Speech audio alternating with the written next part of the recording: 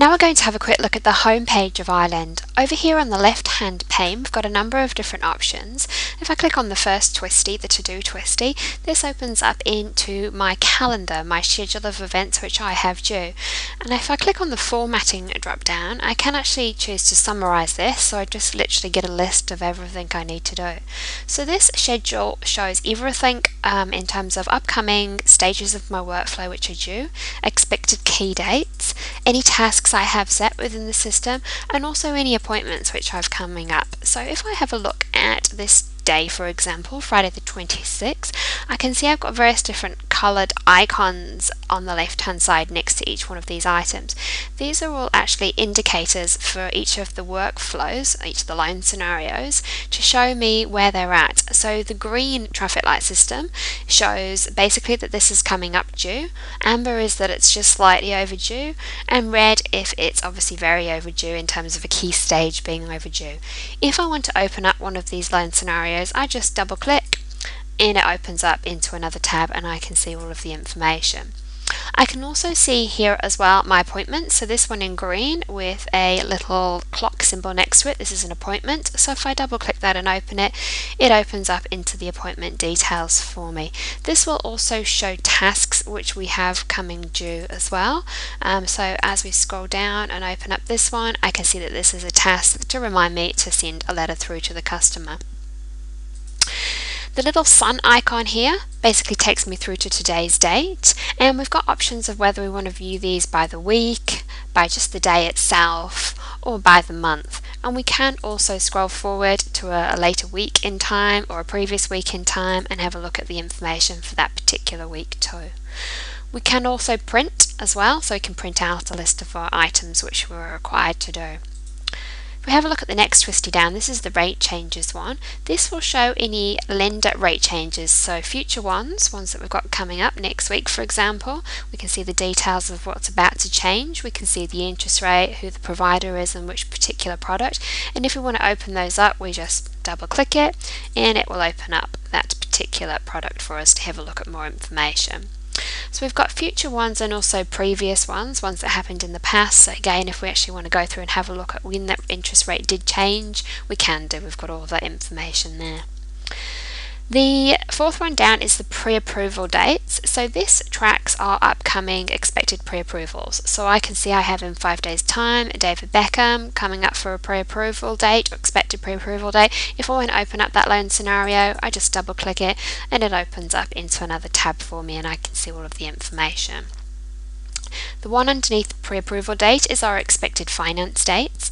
So again, if I have a look what we have under here, one here for Joseph Morrow, this one's extremely overdue, 919 days overdue, but again if we want to open it, we just double click and it opens up into a new tab for us. Similar for the next one down, which is our expected settlement dates.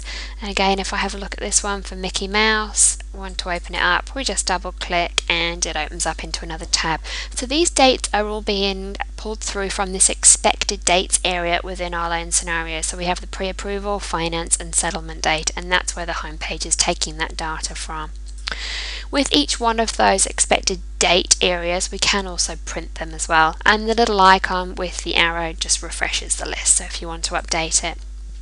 The next one down is our fixed rate expiries due.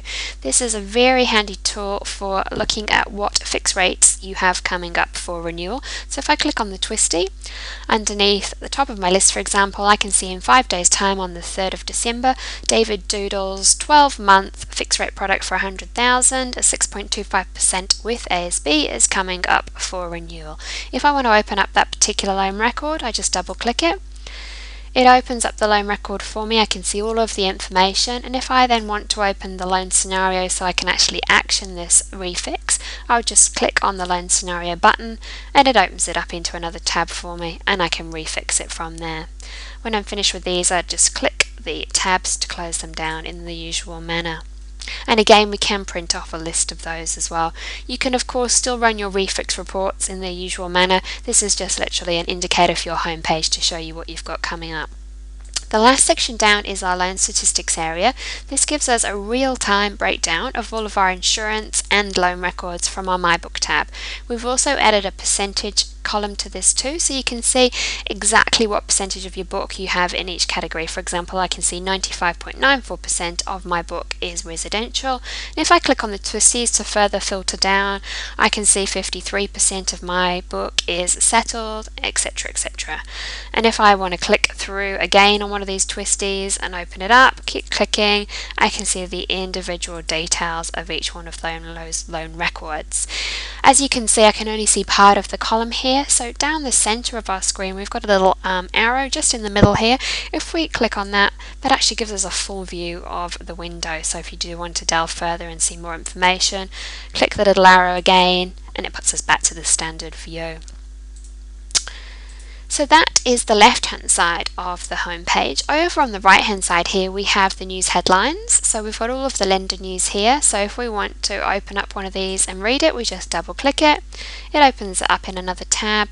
We can see all of the information, and when we've finished reading it we can click the tab to close it, and you'll see that that one's now gone green. They can obviously be sorted by the date. Just click on the date column, or by the topic if we want to see all that particular lender's information together. We've then of course got other news feeds through to various areas on the web, so we've got mortgage news, property news, national and sport, and again we just double click on one of those to open up that web page and read it if we're interested further.